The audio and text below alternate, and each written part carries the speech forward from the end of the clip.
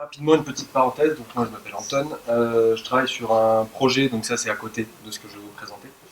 Je travaille sur un projet qui s'appelle le Mobilab Songo. Mobilab pour laboratoire mobile, Songo pour rêve, parce qu'on essaie de partir de. Voilà, c'est vraiment l'idée de la prospective. C'est un laboratoire mobile d'expérimentation citoyenne libre, écologique et solidaire. Libre parce qu'on travaille que sous des licences libres et ouvertes. Donc, on va travailler avec le Low-Tech Lab. On a déjà pas mal, quelques contacts avec eux. On a entendu parler tout à l'heure rapidement de tiers-lieux avec la présentation du collectif BAM.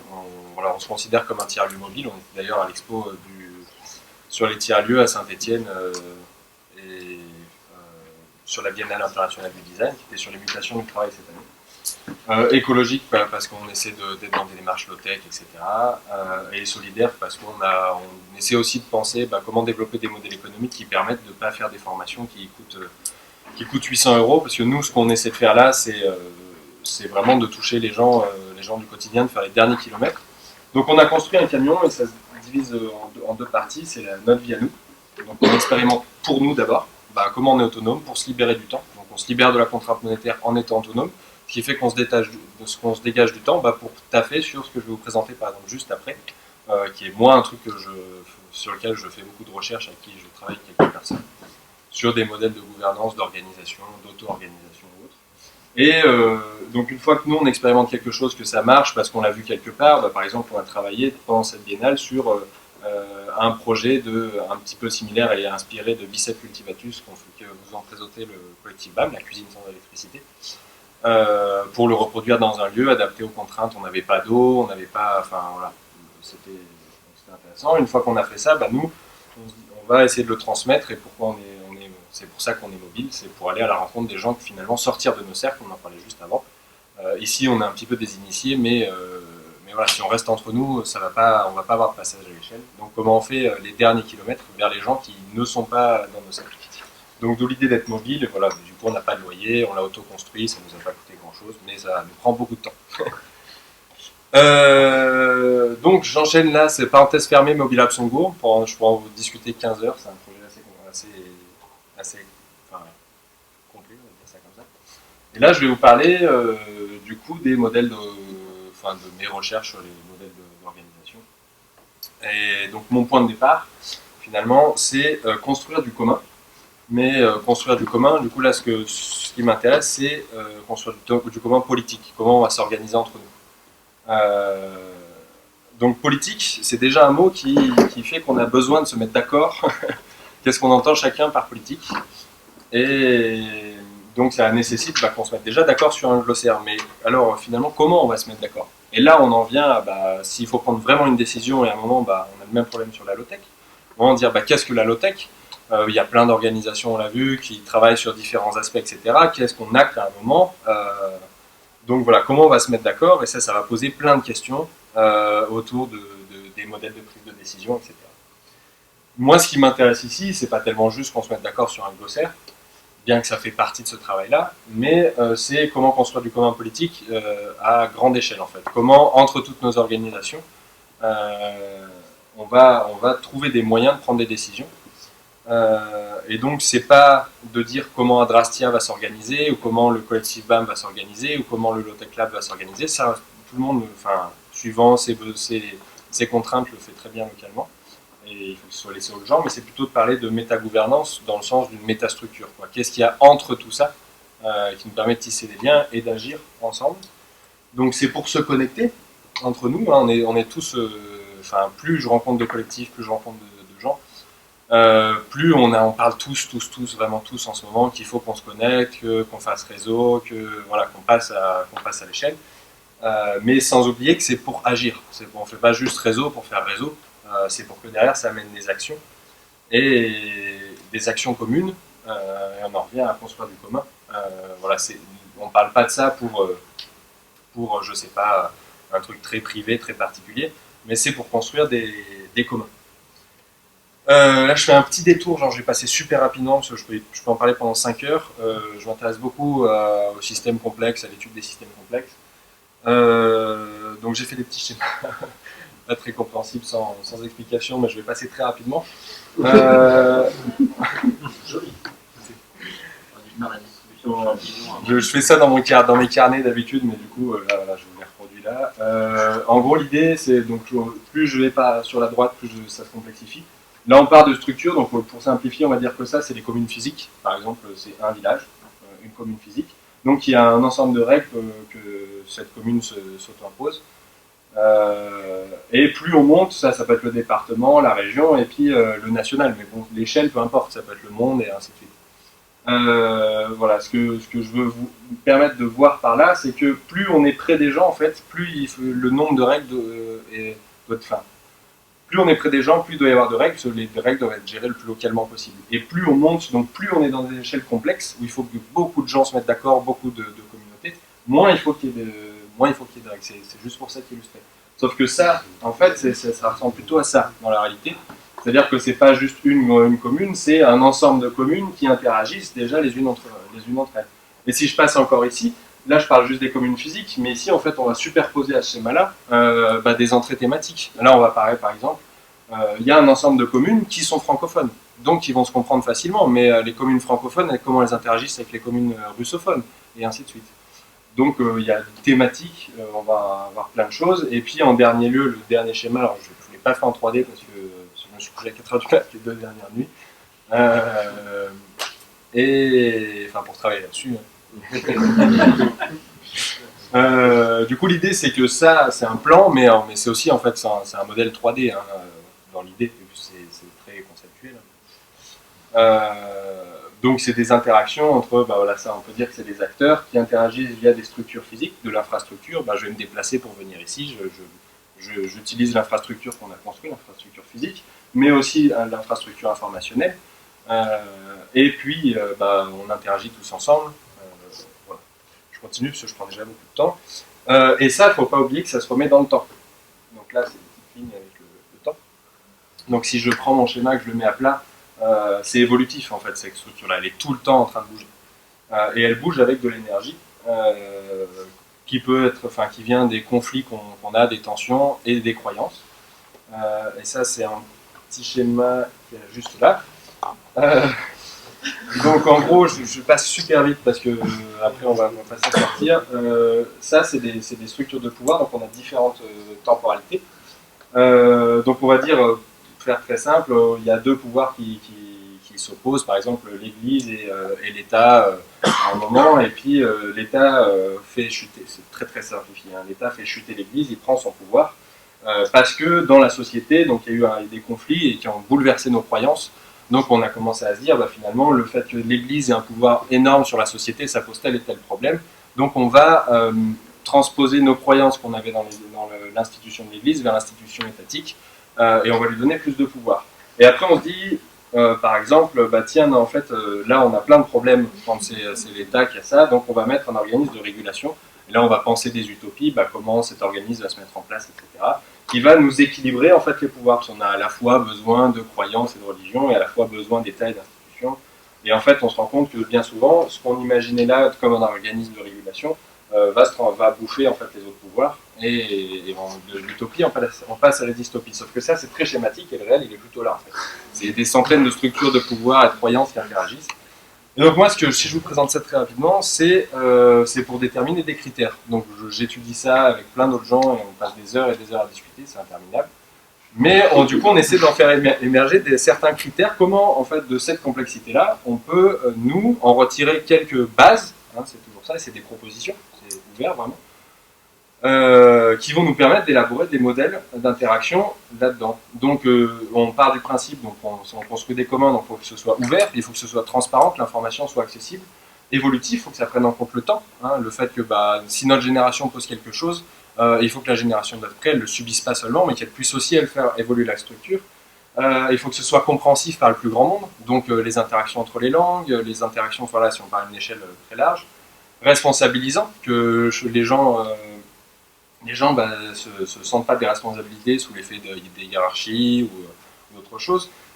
Protecteur de ceux qui font, donc ça c'est des principes basés sur l'open source, donc c'est voilà, quelqu'un qui veut faire quelque chose, il ne faut pas l'empêcher de faire, mais il conserve un arbre commun et un certain nombre de règles. Contrôlable, il ne faut pas que ça parte là-dedans, etc. Et donc ça nous mène à finalement quoi, qu'est-ce que de tout ça on fait concrètement. Et ça n'est vraiment que des propositions basées sur ce que moi j'ai rencontré dans des communautés qui travaillent déjà là-dessus. Euh, donc j'ai fait plein de travaux sur l'émergence de réseaux, donc là c'est des structures informatiques, Internet, mais avec des infrastructures physiques qui nous permettent de connecter ça, comment on peut décentraliser et du coup gérer localement des serveurs, comment, enfin voilà. Bref, et là c'est plutôt la structure, comment on prend des décisions, et c'est ça que je vais vous présenter ensuite. Des plateformes, des schémas dans les organisations, ça c'était pour accompagner un groupe qui travaillait sur une campagne présidentielle, j'ai même écrit des constitutions. J'ai passé pas mal de temps à bosser là-dessus, notamment parce que je me dégage via le Mobilab du temps pour bosser là-dessus. Je m'appuie par exemple sur la sociocratie, l'holacratie, la stigmergie, les modèles d'auto-organisation, la gouvernance organique, la démocratie liquide, même des modèles de gestion de conflits comme les cercles restauratifs, la communication non violente, etc. Du coup, moi j'en viens à me dire qu'il faut un équilibre entre deux textes principaux, une charte qui va définir ces principes qu'on a vu un petit peu au-dessus. Donc que ce soit ouvert, transparent, etc. Et comment après on va appliquer ces principes-là dans la vie, c'est une constitution. Une constitution, voilà, on revient à la thématique glossaire. Il faut qu'on se mette d'accord, une charte et une constitution, il y a déjà plein de gens qui disent oulala, une constitution, ça renferme déjà dans un certain cadre, etc.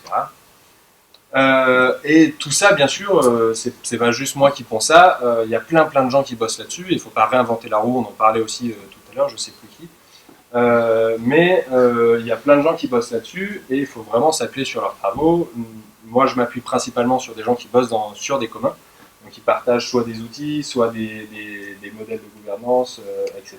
Donc on peut avoir l'Assemblée des communs, démocratie ouverte, open source politique, des logiciels ou même des techniques comme le web sémantique. Et tout ça, c'est bien c'est pas juste pour faire un beau texte comme si on faisait un label, on le posait et après c'est terminé. Mais c'est bien pour nous emmener des actions communes. Comment on va finalement se mettre d'accord pour un moment dire là on va construire ça, il y a telle personne qui va construire ça, on y met tel budget. Et actions communes qui sont tournées vers deux pôles, un patrimoine informationnel commun. Donc là c'est construire de la connaissance, partager de la documentation, on en parlait avec le Low-Tech Lab par exemple, qui est basé sur Wikifab. Wikifab, qui est une plateforme collaborative entre les Fab Labs pour publier des tutoriels, a publié tout son code en open source, qui a été repris par le Low-Tech Lab. Et donc Wikifab avait travaillé sur du patrimoine informationnel commun, qui du coup sert à plein d'autres gens. Et le Low-Tech Lab n'a pas eu à reconstruire ce patrimoine-là. Il s'est basé, ils l'ont adapté, ils le font évoluer, et ça rebénéficie, s'il y a des trucs qui sont intéressants, à Wikifab par exemple.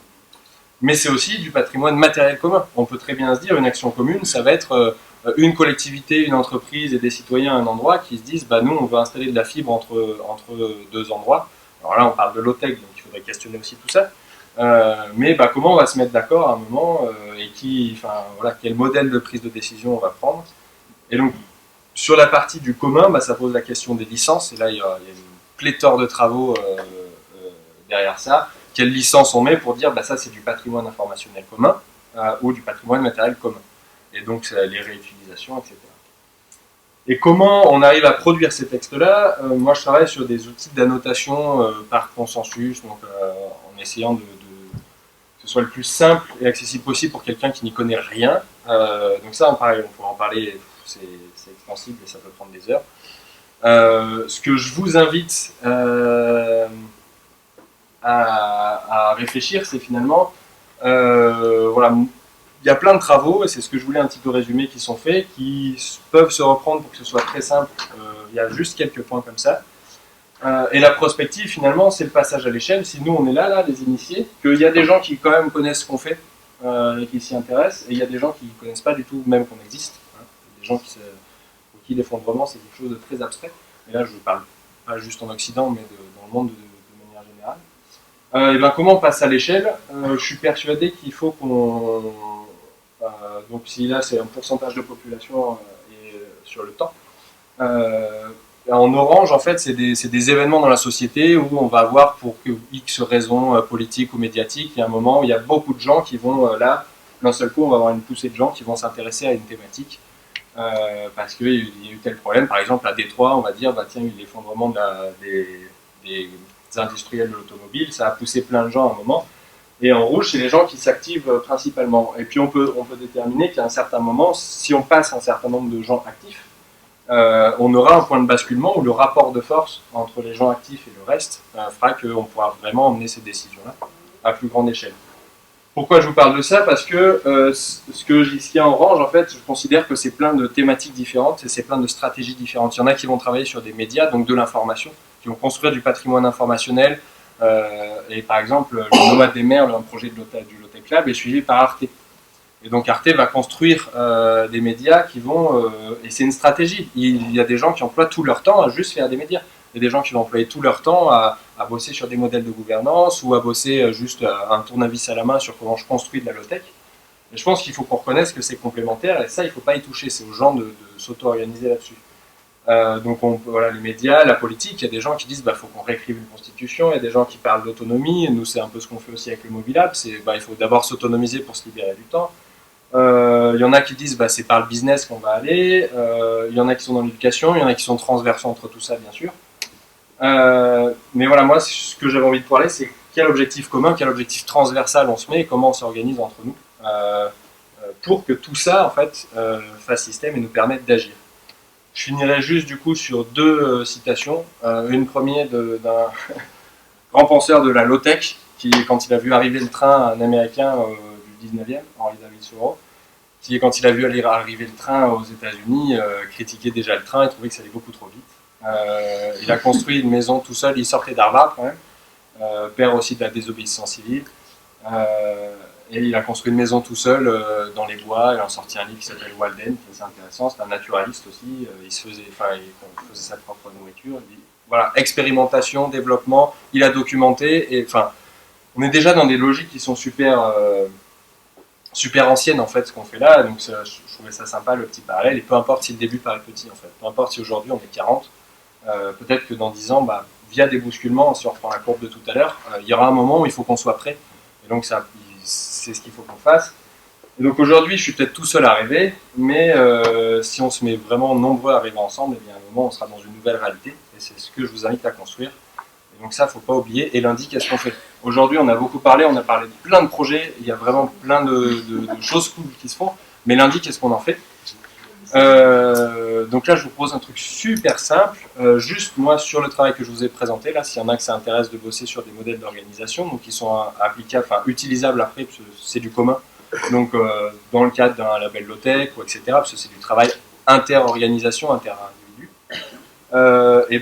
Simplement, on peut se mettre une liste mail, donc on peut prendre une feuille de là-bas, ou si on a une feuille blanche, et mettre les mails en capital. Et moi, après, je vous envoie un groupement où j'ai créé un groupe Facebook qui s'appelle Méta-Gouvernance au service du commun, sur lequel on peut juste se connecter pour qu'ensuite on se définisse peut-être, il me semble que ce serait intéressant, 3-4 jours peut-être à un moment, où on se rend compte que là on vient vraiment construire les premières briques que ce que ça pourrait être en vrai. Et où on pourra même discuter à ce moment-là quels outils on a envie d'utiliser pour les gens qui travaillent dans l'opérationnel sur ces questions-là. Parce que bien sûr, Facebook et tout ça, c'est très questionnable. Mais voilà, la question de fond, c'est qu'est-ce qu'on fait lundi. Et ça, c'est applicable pas seulement à ces travaux-là, mais à tout ce qu'on a pu voir et présenter aujourd'hui.